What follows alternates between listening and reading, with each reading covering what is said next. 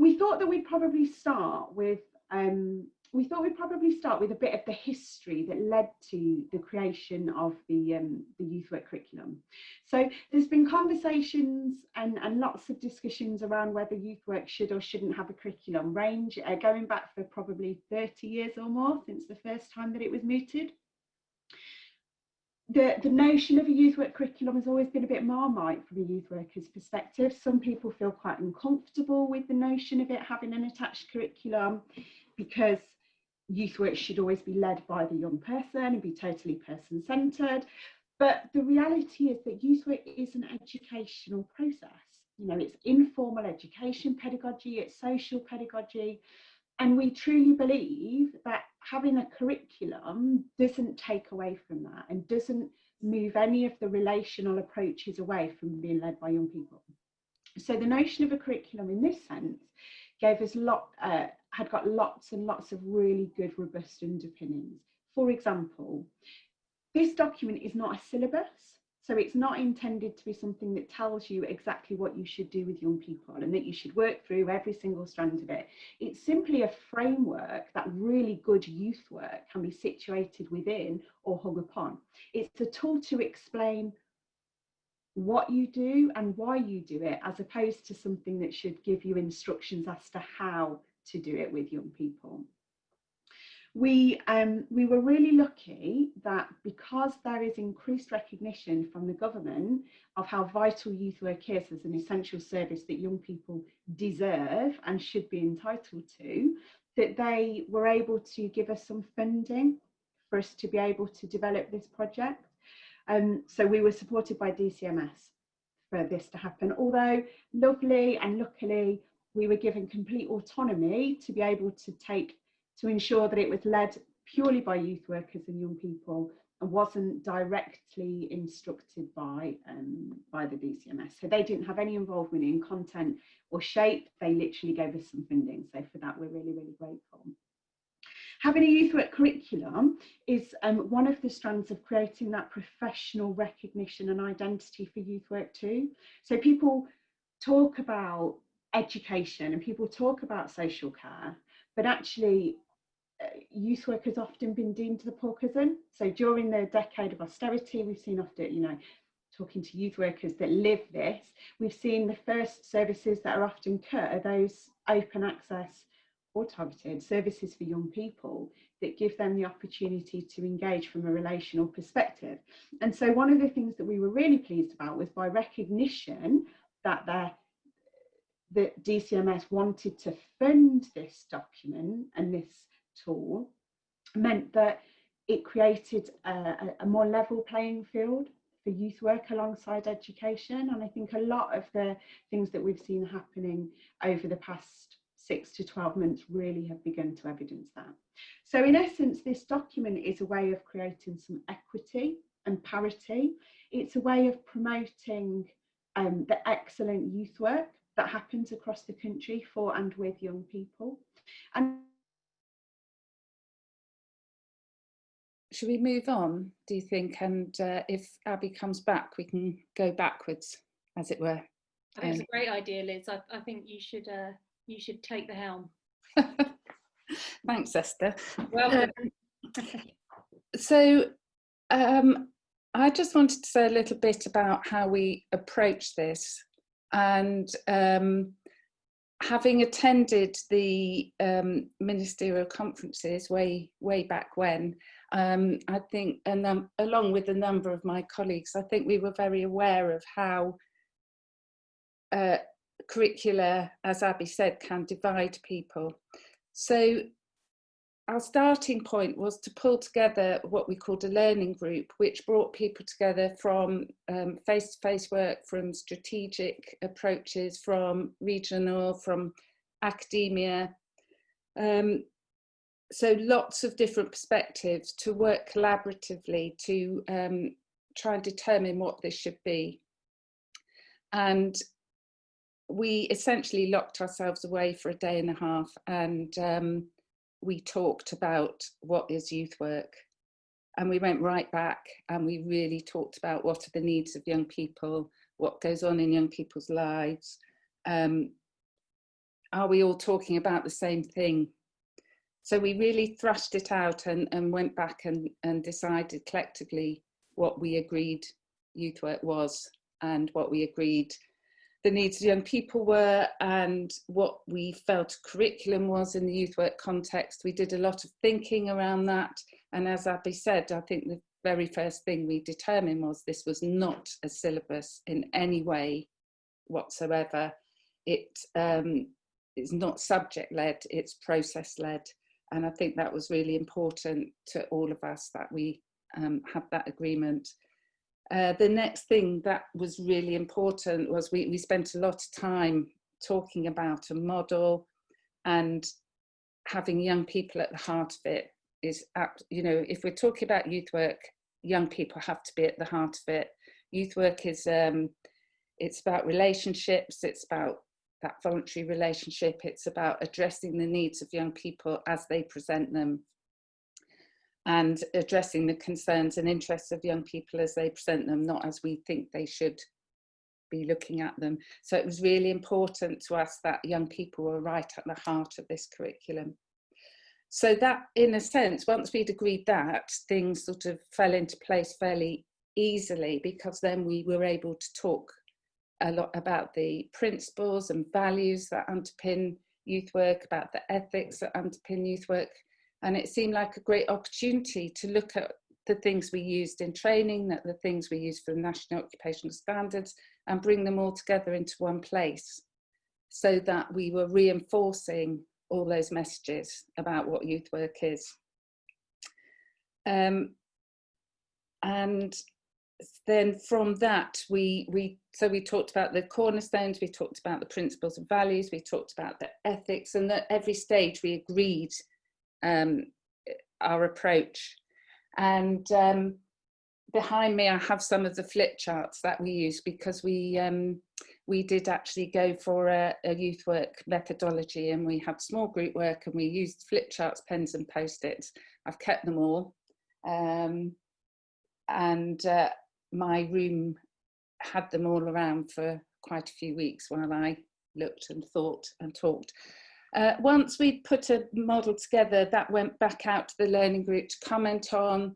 It went out to a few people in the field, people at different levels, people at grassroots level, part-time workers, just to see how people felt about it and what they thought about it. Unfortunately, some of the plans we had for consultation were stymied by the current situation we're in, which seems to be going on for a long time. But we were able to make sure that we talked to young people, to youth workers at all different points of youth work.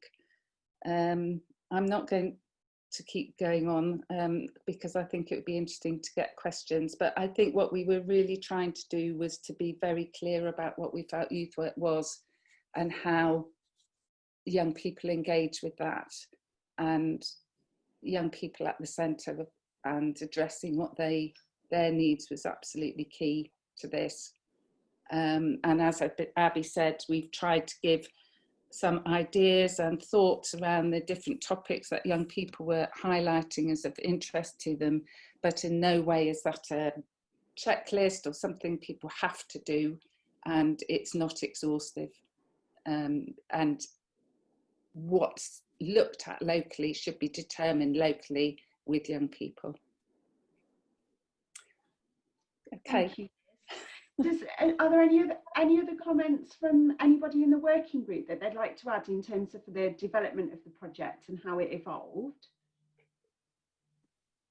I think for me, Abby, the important bit was, like all good development, we had to look backwards before we look forwards, and actually learning our lessons from the past, I think was incredibly important. And then, as Liz said, actually going right back to basics. I think we drifted quite a long way as a profession. So that going back to what is youth work, are we all on the same page before we start, I think was absolutely the right starting point. And I think it really did make us think about and look at the language that we used around that, and to synthesize that down, for me was an incredibly helpful process. Yeah, I think that's absolutely right, Ruth, and I think it's a really, really valuable point as well. When apologies about me dropping out, we're in the middle of this storm that's hitting everywhere here. But when we were talking about the different balance between qualified and unqualified and experienced staff, there for some parts of our profession, there's a really, really clear understanding of the shared commonality of values and professional practice and ethics that underpin what we do. But outside of that, it can be quite diverse. So as Reid said, it was really important for us to set out in this document, what are those shared values, ethics, principles, consensus that hold us together? What is the glue that makes youth work, and how that translates into different aspects of practice? Yeah, thank you, Ruth. That's really, really helpful. Anybody else? Kev, Abby, I think it's also, you know, important to say that the whole process was challenging. You know, it wasn't all plain sailing. There was a lot of shall we say enjoyable debate went on, you know, between colleagues. So, you know, I think, you know, in terms of this, it was very rigorous process that we went through, and you know, we took on a lot of comments and a lot of people's different views, you know, through this. So, like I say, it was, I think, a rigorous process. It was. Yeah, you wouldn't want to try and pick everything that's on those little flip chart papers of Liz's. There's all sorts of contentious debates on those that we had to work through. Anything from anybody else? Okay, well, I think it would be a really good point to show the video that explains the curriculum as a bit of a refresh, and then from there we can go into questions to the panel, if that's okay. So Alex, please could you show the video so that if my internet drops out, it doesn't matter. Okay. Ready? What does helping young people to transition to independent living have in common with the drama and improvisation programme, or celebrating the beauty of black hair with a young mayoral programme in Lewisham? The answer is youth work. Seemingly disparate and varied activities, but linked by the goal of being there for young people on their journey to adulthood. And for the first time in a generation, the building blocks and themes that underpin good quality youth work have been pulled together in a single document. The new youth work curriculum, spearheaded by the National Youth Agency, the professional statutory regulatory body for youth work, sets out what youth work is and how to apply its core principles and values. Far more than just ping pong and pool, youth work is a vital form of education and part of the key triad of services supporting all young people, completed by social work and formal education. The youth work curriculum is not a syllabus. It's a flexible framework that can be used to understand what youth work is, why it's important, and to develop offerings that are both led by and responsive to the needs of young people. It's a model that places young people at the heart of it and at the centre of every theme, idea or decision. They are the starting point, with support and work practice built around them, their peers and their communities. The broad aims of youth work are encapsulated in the 4 cornerstones of the curriculum: education, empowerment, equality and participation. They're followed by the values and principles that underpin youth work to enable youth workers to make decisions about their work. These include the importance of developing a voluntary and trusting relationship between the young person and the youth worker, and the need to create a positive narrative around young people. The curriculum sets out the praxis for youth work, reaffirming it as an informal way of supporting a young person's personal, social and educational development, and setting out the various ways in which it can be delivered, from centre-based to digital youth work. And it reinforces that youth work is framed by outcomes and quality standards, as well as legislation in the shape of the Children's Act and the UN Convention on the Rights of the Child. The outer layer of the curriculum deals with youth work themes. Issues that young people want to address and could engage in, but that ultimately will be determined by young people locally through the youth work process. Good quality youth work comes in many forms. Whether it's helping young people in the secure estate by using respectful relationships to provide informal education, or young people in North Warwickshire developing skills ranging from financial literacy to arts and heritage by leading on projects to benefit their local community. From using storytelling, songwriting, music making and production to help young people learn about identity and belonging and global citizenship, to young people telling decision makers about an issue they care about over a shared cup of tea. The youth work curriculum is about identifying what good youth workers need to be, what are their responsibilities, and how they can be supported in their planning. About highlighting the different things that it encompasses to support the development and understanding of youth work among policymakers and commissioners at local authorities. And most importantly, how, whatever form youth work takes, young people are always front, centre, and at its very heart.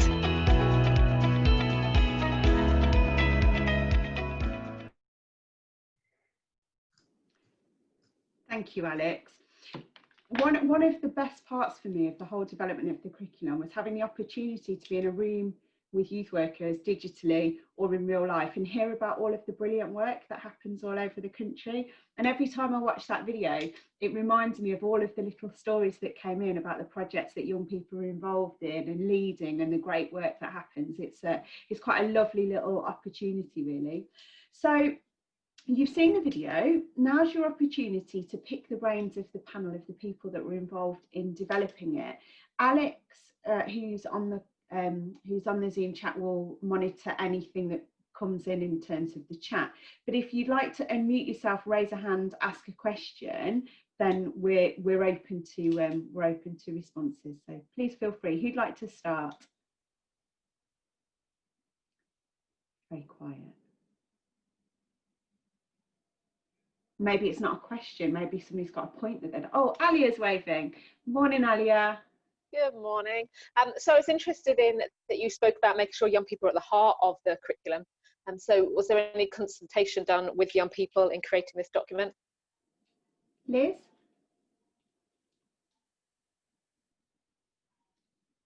You muted, Liz. Hold on, I'll unmute you. Sorry, I'll start again. There were some consultations with young people. We did have grand plans for consultations around the country, which were obviously not possible because most of the development of this took place sort of March, April, May. So it was very difficult to get out and meet young people in the way that we'd want to. But we were able to jump on the back of other things people were doing digitally and so on that allowed us to test some things out. Thanks, Alia. Thank you, Liz. Graham? Tiffany?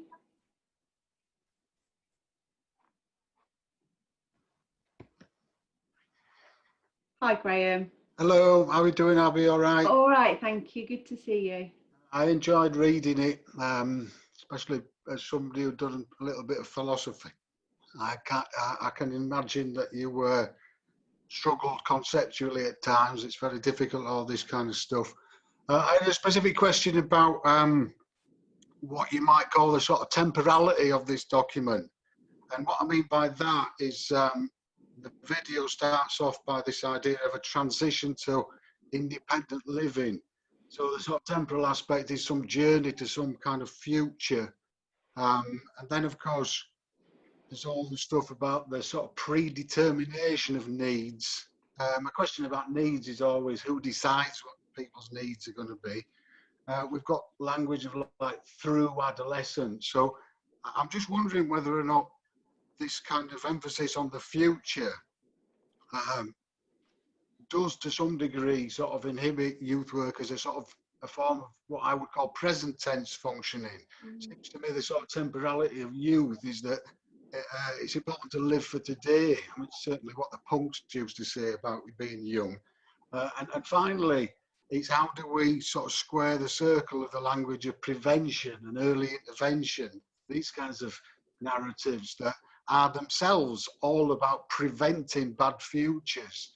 So, you know, in some, is this a document that's got a bit too much emphasis on futures, and is it sort of diminishing of what youth work is as a sort of a form of present tense functioning? Thank you, Graham. I'll pass that on to the panel in a moment, but I think that a point that I'd really like to make in response to that is that notion of through adolescence and the document, whilst there is an element of being future focused and future forward, actually supporting young people with whatever their wishes, needs, desires and wants are in the moment, I feel like it's equally as important, and I feel like the document lends itself equally as well to that as anything else. Although we talk about transitions and we talk about through adulthood, part of that is because of creating that commonality of shared understanding. And for some young people, that is what they want. They might want to work with you for a project that changes local young people's engagement in democratic process. For example, I was chairing a young people's panel at the Labour Party conference last weekend, and some of the young people from Youth Focus Northwest were on the panel. They would be very, very clear that they've got some really strategic structural goals for change that they wanted to make that were future focused. So I suppose it's about understanding that as long as it is totally led by the wishes, needs, desires and wants of young people, that temperance or future focused or in the present doesn't really matter, because it should be determined by the people that are engaging in the process. That would be my view on it. Kevin, do you want to come in with anything there in response to Graham? Yeah, well, I think some of it, absolutely, Graham, and I think some of it goes back to what I was saying about some of, we had some very challenging discussions around the table as practitioners around it. And I remember, particular point, some of us were fighting to have political education really in there as, a focus of what youth work is about. And I think, for me, that as an ex-punk, I kind of get what you're saying, Graham, and that whole thing about political education for me, and getting young people to understand their place in the here and now, absolutely. But at the same time, I think the curriculum that has been put together gives the flexibility to do that, and it gives freedom. I think we've tried not to be over prescriptive in saying youth work has to follow A, B, and C. And I think it's as it says in the document, it's a framework. I think what we've given is a framework for, hopefully, for youth practitioners to have the freedom to do what young people are seeing, and to take that in directions that young people want it to take. At the same time, I think we've got to be realistic. Even before we wrote this document, there was young people were facing very, very uncertain futures, and that's just been exacerbated for where we are. So I think having an eye on the future and how we're preparing young people for the challenges is part of youth work as well. Just a quick response, if I might. I'm really getting at the heart of the matter, which seems to be how the conversation we're involved in sits alongside a policy agenda that's very much focused on prevention and early intervention, which I hope I've argued is very much a sort of a future position, stop certain bad futures. And of course, that's linked in very much. Youth workers phone me up on a regular basis asking me how they're supposed to deliver predetermined outcomes. And, the kind of conflict between what it's like on the ground when you're under pressure to deliver outcomes that are decided by somebody else, and what's written in this document, that's a very sort of real and lived dilemma, I think, and probably will continue to be. Thank you. I think you're right, Graham, and I think that, as Kev said, that was part of the discourse when we were trying to determine what this document looks like. And the reality is, there are lots of youth workers that are working in early intervention teams. There are lots of youth workers who have been given, if you like, predetermined outcomes to fund their projects with. And so in recognition of that, but in trying to protect the universality of what youth work should be, we hoped that we were able to create a document that would kind of bridge some of that and provide support to youth workers that are in those environments and working within those contexts, whilst giving them the flexibility to be able to evolve and grow their practice, I think. Ruth, you had your hand up. Do you want to come in too? Yeah, I guess for me, I've always seen youth work as a developmental process, that we are sitting alongside young people who are making a journey. This is it's a recognised time of transition and change, and that's what drew me to youth work in the first place. That we are with young people in the moment, but those moments are ever changing. So our responses are ever changing. And I think we also have a responsibility to have that wider view about supporting young people on their journeys. What we want them to be able to do is to reach their full potential, and therefore recognising where barriers are coming into play for young people, where young people's self-esteem is low, they don't see themselves as achieving academically, has a huge impact on how they see themselves. And that, for me, I want them to be successful, whatever that means for them, at that point at which they say, this is where I want to go. And that empowering of, so for me, it is double-stranded. We are in the moment with young people, but all the time, for me, it's recognising young people are on a developmental journey, and you see those changes as they start to grow and develop. And I think, again, that for me is what makes youth work such an exciting profession to be in. Thank you, Ruth. Esther, you wanted to add some points to that too, I think. Yeah, I think just kind of adding to the whole kind of situation where youth workers are at the moment, working in silos, working in isolation, being forced to deliver in perhaps different sectors, than they would usually be comfortable with. And I talk about that as I lead an organisation that works within youth justice. And at the back of the curriculum document, we list where our allies are, and how we all come together. And I believe this document will help my staff definitely feel like they're part of youth work as the wider community, because, a lot of the time it's suggested that it's not quite youth work because you're doing it within a secure estate. Therefore, is there real true voluntary participation? Are young people choosing to be part of that? What are those relationships built on? But I know the youth workers that work for Kinetic are, true solid gold youth workers, and they're there to do exactly that. And what this document allows them to do is to see that actually they're not on their own out there. There are youth workers that, are delivering youth work and youth work methodologies and ethos, and, they're doing that in other arenas, and that's okay. That is the here and now. That is where young people are at. It may not be where young people might choose to be at, but it is where they're at, and so we need to work with them in that way. Thanks, Esther. Does anybody else have anything to add? Liz, you've unmuted.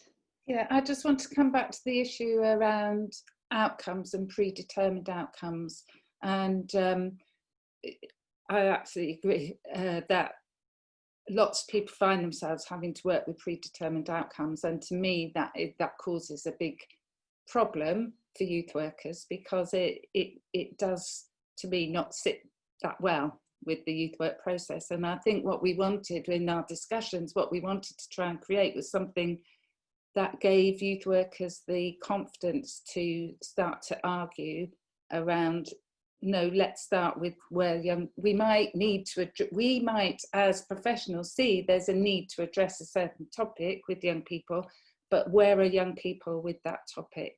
Let's start with where they're at, not where the programme says they should be. And I think we were really clear that that was what we wanted to try and create, something that allowed people to have that argument and that debate. Thank you, Liz. Julie.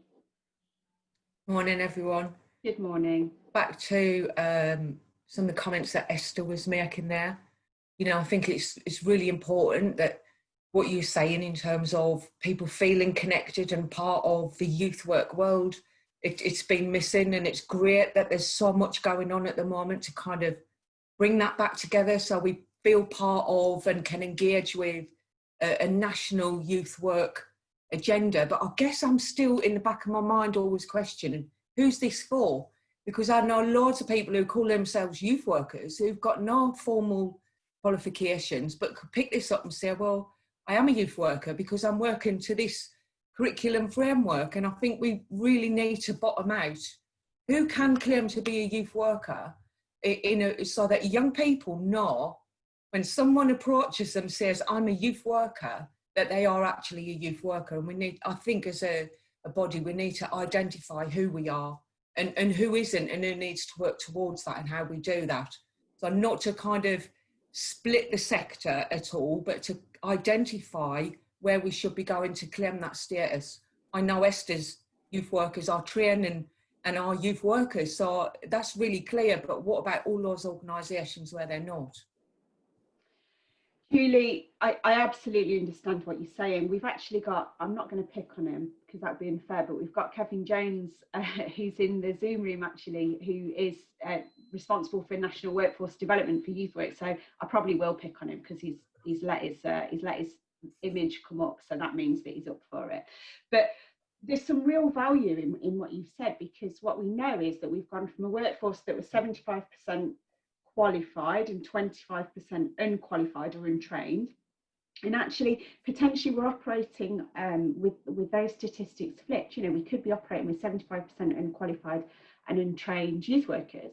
Now actually there's huge value in the work of volunteers and unqualified people that have been running organisations and doing amazing work with young people in communities for years.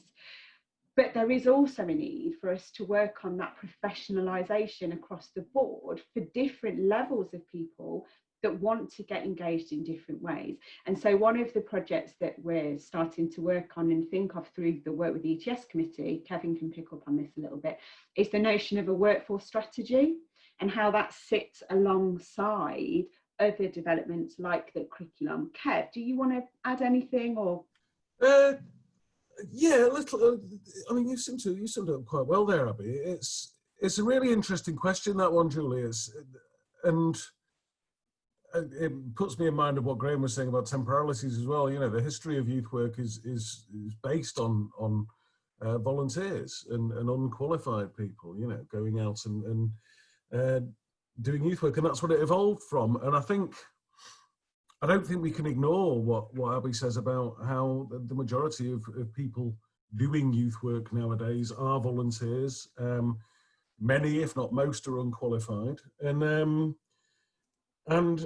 in some ways, I'm very, very glad of that. I think that brings something to the practice. It keeps it rooted in community, and which I think is very important. As Abby says, I think it's also important to ensure that quality exists. And the flip side of having an awful lot of untrained people doing what they think is good work is that some of that work isn't good, you know, and we do get stories of practice that's quite worrying. And so I think the curriculum adds to a sort of a body of work which should raise the quality of youth work across the board. I think, and as Abby says, part of the work that I'm going to be undertaking with the youth work strategy is about supporting that, but the curriculum will be key to it, and I'm hoping that there'll be entry points for everyone to improve their practice from wherever they're involved in youth work. And so at the moment we've got a gap at sort of level 4 and 5, and we're beginning to wonder how that could be filled, and whether there's CPD opportunities that could be put into that slot, you know. Mm-hmm. So yeah, I mean, I've nothing really to add apart from to say that you know we welcome volunteers, but we do think the professionalisation, well, not the professionalisation, the training offer and the improvement of quality in youth work at all levels is really important. The curriculum, I think, adds to that and helps with that. Thanks. Sorry. No, that's it. I'm done. Yeah, I'm waffling now. Thank you, Kev. You're not. I'm going to ask, so Kaylee Wainwright from UK Youth has joined us. Hi, Kaylee. I'm going to ask if you can come in with some responses to Julie's point as well, because obviously you work with a huge number of voluntary organisations and volunteers, etc., across the country. So it'd be really useful to have your perspective on that. Yeah, sorry I'm late, first of all. And yeah, it's great to be here, and it's been great to work with this group to develop the youth work curriculum. So yeah, really glad to be here. I think, yeah, on Kevin's point, I think for me, I mean, the UK Youth Network is so diverse and varied now. Obviously, previously it was mainly voluntary youth sector, but now it's just so diverse. And I think for me, it's really important that we think about like a pathway for young people actually into, you know, becoming like, you know, a director, CEO, whatever, and how we embed some kind of competency framework within that, a CPD opportunities and a pathway for people to come in. Because I think at the moment there is, I saw in the chat somebody mentioned sort of there's a difference between a youth work approach and doing youth work, and that's where I think for me there's obviously similarities, but it's kind of really calling out what does doing youth work mean, and if it's what we say in the curriculum, how do we then embed that into sort of like the workforce development strategy? I think, you know, definitely we wouldn't want to kind of professionalize all parts of the sector, because you would just kind of disregard it. But I think it's what we also mean by professionalization. Yeah. Like, you don't go into, you know, schools have volunteers, and it might, like, there's no kind of notion there that they're not professional and that there's not standards or kind of key competencies that they're working towards. So I think it's almost looking at how we take that approach, so that also then volunteers are really well supported and have training opportunities. Yeah, that's absolutely right, Kaylee, isn't it? It's what do we mean by professional? And I think there's quite a few comments coming through in the chat, and professionalisation, because actually a level 3 qualified youth worker or youth support worker from a JNC perspective is still professional. You know, a volunteer who's running a service is still professional. I think it's about the difference between professional status, the sort of the badged part of being a, you know, a level 6 or above qualified youth worker, and professionalisation and professional status are two different things. And I think we need to keep that quite clear. Kevin, did you have anything that you wanted to add to this conversation? I think just a couple of things, Abby. I think, you know, I've been following obviously in the chat, and I think, you know, the interesting aspect of using the curriculum within training.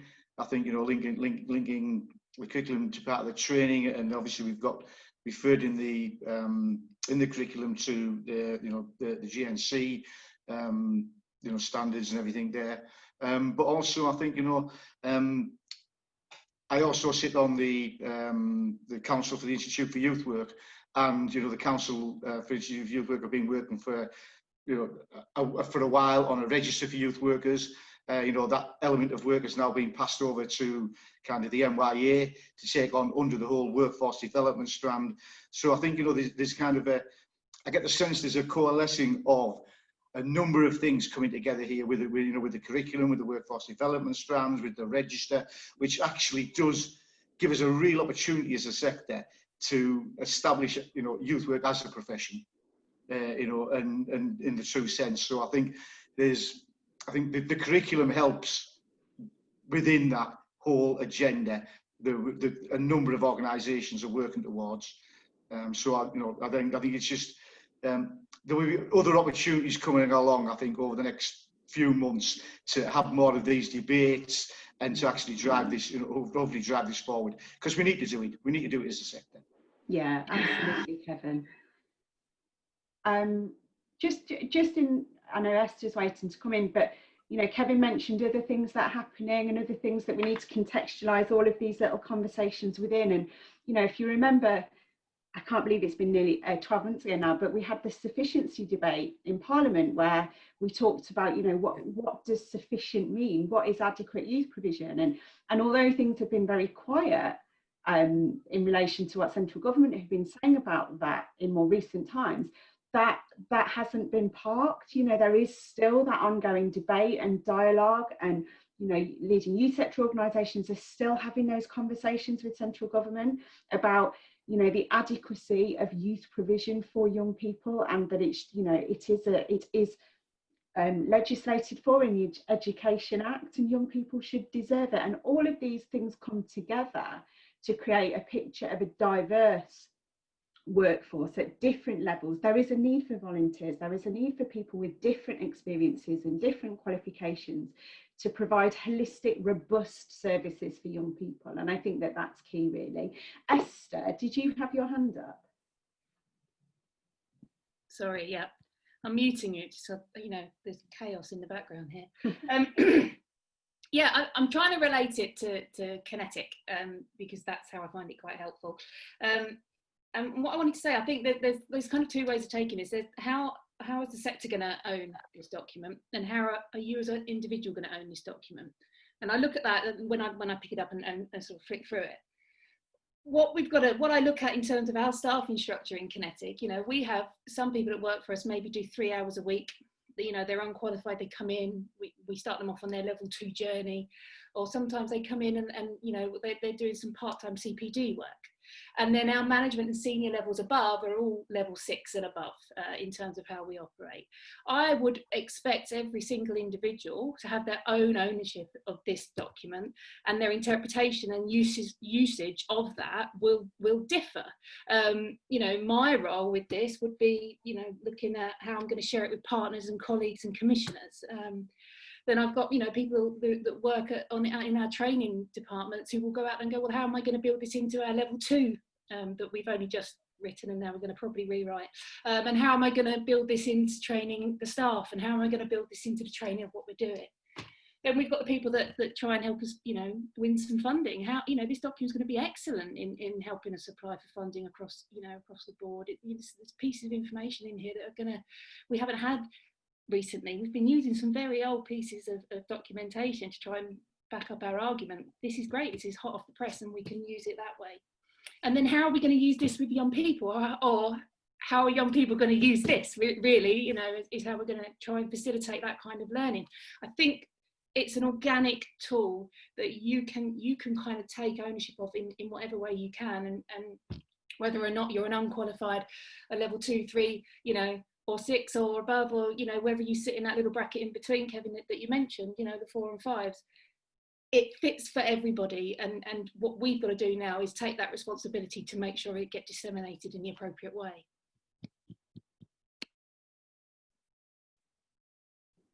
Thanks, Esther. Yeah, I couldn't agree more. There's lots of comments coming through on the chat, so about how a lot of this stuff relates to the conversation that we've just had about different levels, and how we recognise, respect and value people with different experiences, and how we protect the professionalisation of youth work, but also recognise the essential nature of it to be a grassroots community-led profession.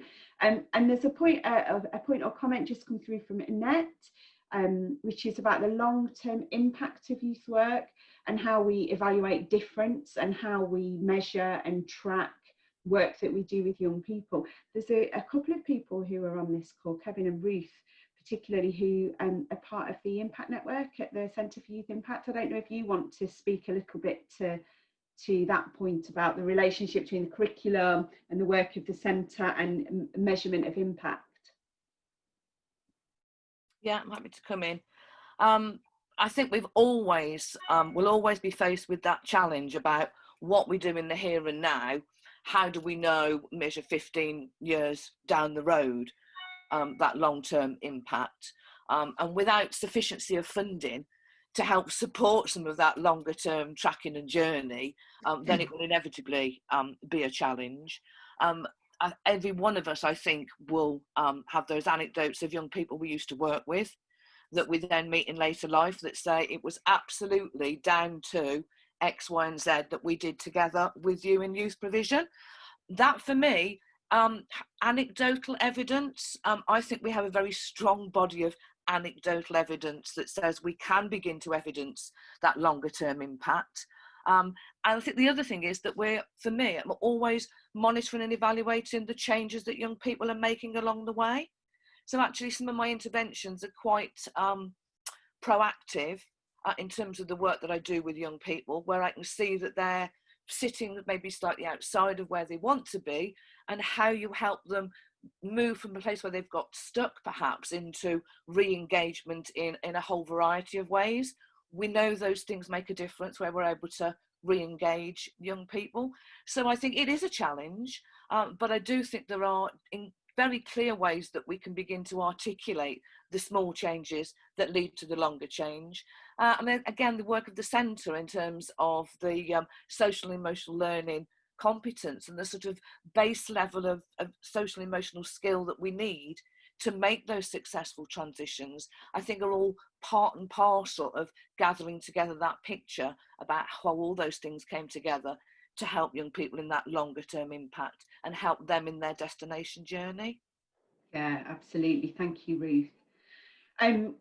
Graham's just made a point in the chat about the need to, the balance between evaluating and measuring impact and becoming outcomes driven. And Graham's mentioned the value and need for documentary type measurement tools. I don't know if everybody's aware of this, but there's 2 really interesting projects happening at the moment that are sort of documentary based. So again, Kevin Jones is working with Janet Batsler and several others where they're doing a citizens inquiry into youth work during COVID, which is a documentary evidence-based project.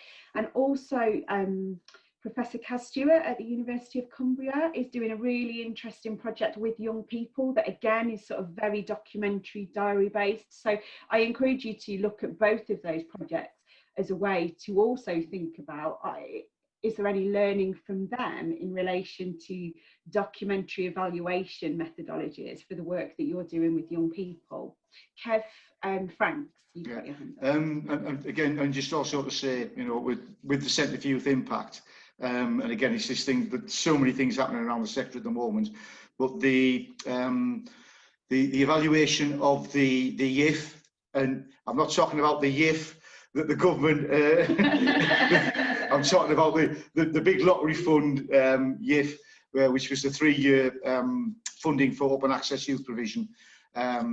The evaluation of that is, or the next evaluation phase of that is about to be announced and be published.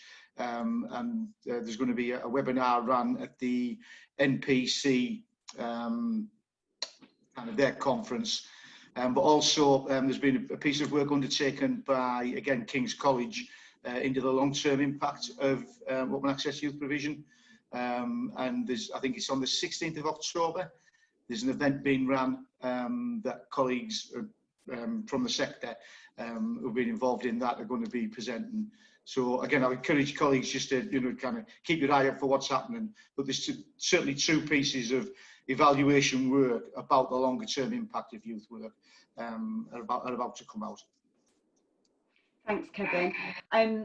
If you aren't already signed up as a member of the NYA network or the UK Youth Movement, it's worth doing that because those kind of events are always promoted through the regular newsletters. So if you're operating in one or both of those spaces, generally you hear about those things coming out. Somebody's just said, can we share the dates and links? Yes. We'll make sure that they're in the network and in the movement letter. That's okay, isn't it, Kaylee? I'm talking on your behalf there. Yeah, sorry, a bit rude of me. Okay, we've got about 5 minutes left. There's a comment in the chat box which is talking about the Good Childhood Report by the Children's Society, which is, again, another really strong piece of evidence for the need for good quality youth work. And we can, again, share that link through our respective newsletters. Does anybody else have any points or questions or things that they want to raise? So we've got a couple of people. Andy Urban Dev is what it says on my screen, if you'd like to come in, Andy. Great, thank you. Yes, Andy from Urban Devotion in Birmingham. Just a couple of questions. What do you anticipate this piece of work looking like in 5 years' time, and how do you imagine it will be used? And in terms of consultation, what plans have you guys got to keep it dynamic and current and, again, involving young people over the next few years?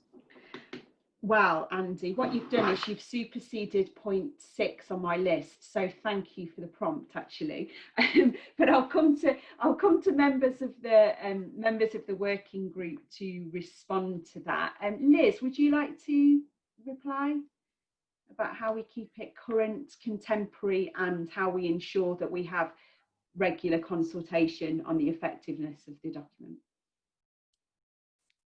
Well, I think it would be really helpful to keep having an open debate about how people are using this.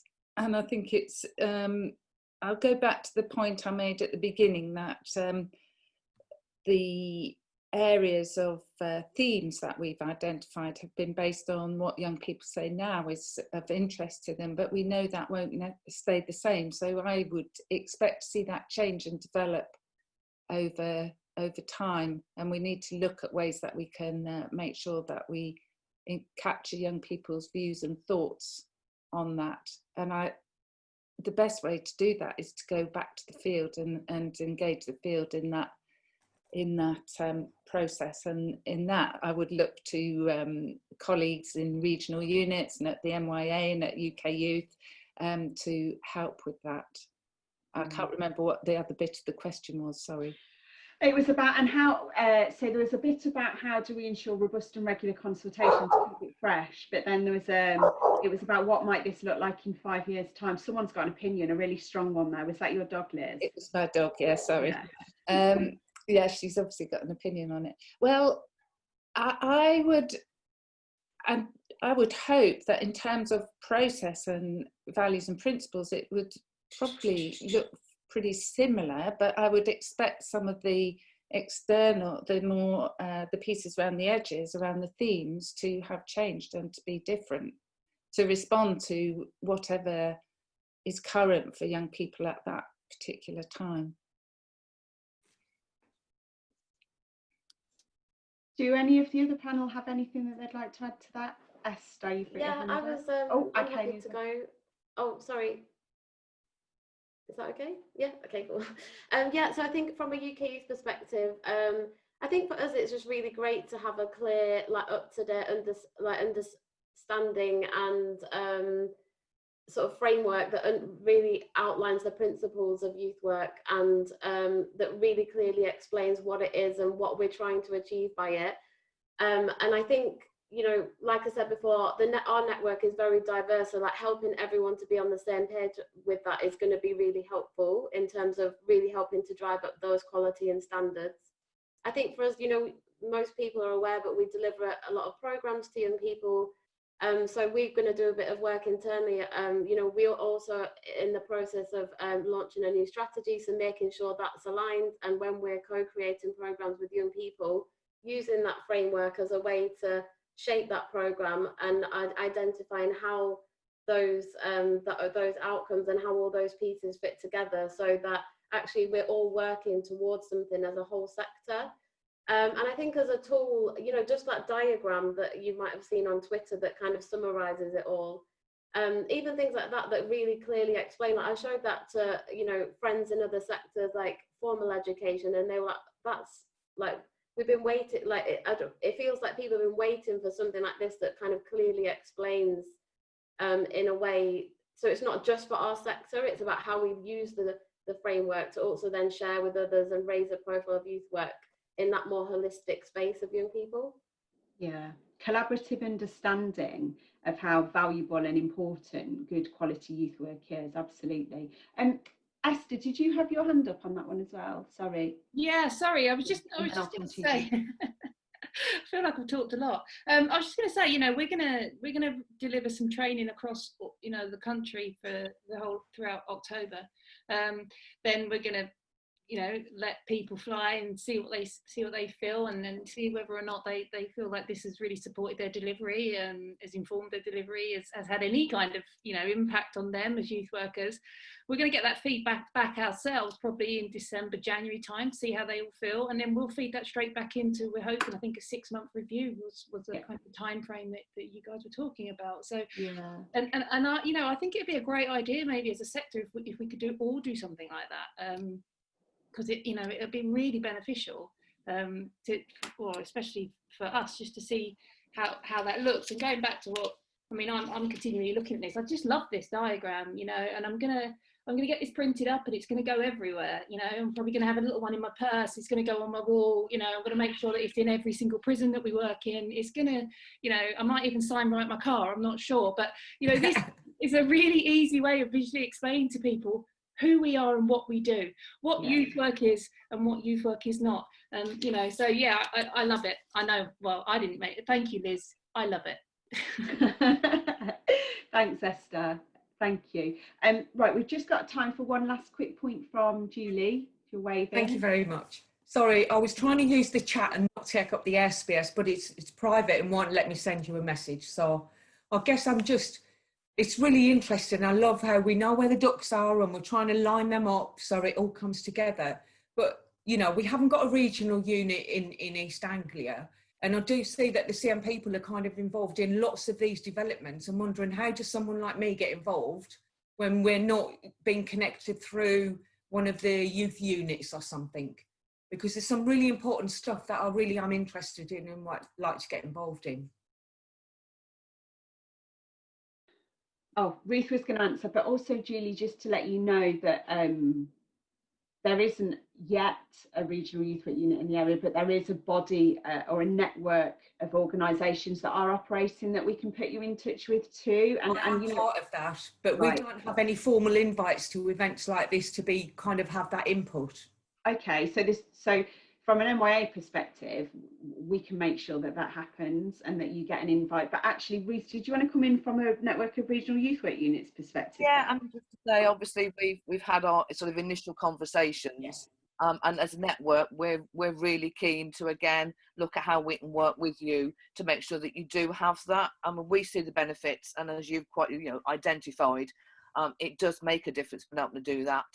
So again, as as Abby said, there's NYA there, but also in terms of the network, we're really 100% behind supporting you and making sure that we link you in to our network too. And I think in terms of a broader consultation with regards to this document, the point that Esther made was right. You know, we can all go and use this and evaluate it, and how are our colleagues feeling about it? What do young people think about it? And if we set up another event like this one, I mean, imagine could even be in real life in 6 months' time. Who knows what might happen? But if not a digital event where we can bring back our perspectives and experiences of using the document, then for those areas that don't have yet a really strong regional youth work unit, there can be an open forum, and I would absolutely, we will make sure that gets booked and shared sooner rather than later, so it's in the diary. We've run out of time, everybody. I'm really sorry. It's like 12:05. I know that youth workers, well, actually, I'm not going to label everybody else, but as a youth worker, I can chat for England, particularly about things to do with what I do with my practice and young people, but we haven't got all day, I'm afraid, so I'm really sorry. Final point from me is just to thank everybody for coming. It's been really, really great to see you. The feedback that we've been getting for the curriculum has been really, really positive. We welcome all of your points for development because it's a work in progress. Our colleague Andy was talking about what does this look like in 5 years' time and how do we keep it fresh and current, and the only way that we do that is through networks exactly like this one. So we thank you for your attendance, and we'll be in touch with a date for a further meeting. Liz, have you got any last words as the person that herded the cattle of us through to this final point of a document that could be created? Only to say it was a very interesting experience, and it was a privilege to work with the learning group who really, drove this and helped frame it. Without them, I'd still be pondering, I think. But I just really hope that it's a useful document that people can use to celebrate the wonderful thing that is youth work. Absolutely. Thanks, Liz. Thank you so much. Right, I hope everybody has a safe and successful weekend and that you don't get swamped with this horrible storm like I did earlier on. And I'm going to close the webinar in a moment. So thank you everybody, and thank you very much to the panel of working group members who gave up their time again to be here today. So much appreciated. Take care everybody. Bye.